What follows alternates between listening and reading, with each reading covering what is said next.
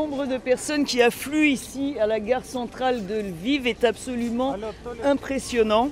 Des centaines de personnes arrivent ici tous les jours pour tenter de prendre un train vers les pays frontaliers. Tous ces gens attendent des trains dits d'évacuation, notamment vers la Pologne, qui est l'un des pays le pays le plus proche de cette frontière, de cette ville, à une quarantaine de kilomètres.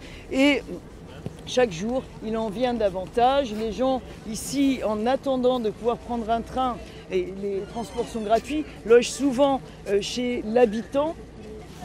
Des gens qui ne les connaissent même pas. Ils sont dans les hôtels et c'est gratuit également. Donc Lviv est également devenu un centre d'activité pour le soutien et l'aide humanitaire envers les réfugiés.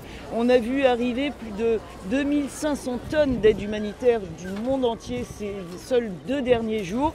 Donc ici, on a vraiment la démonstration de la solidarité, non seulement du monde, mais surtout des Ukrainiens envers les gens qui sont sous attaque dans différentes villes et régions du pays, que ce soit Kiev, Kharkiv, Mariupol, Luhansk, le Donetsk, Kherson, enfin tous les endroits qui sont sous attaque en ce moment. Et malheureusement, les flux que l'on voit, et au fur et à mesure que le conflit et que l'agression russe accélère, monte en puissance, eh bien on n'est pas près de voir le nombre de réfugiés diminuer à Lviv et ailleurs.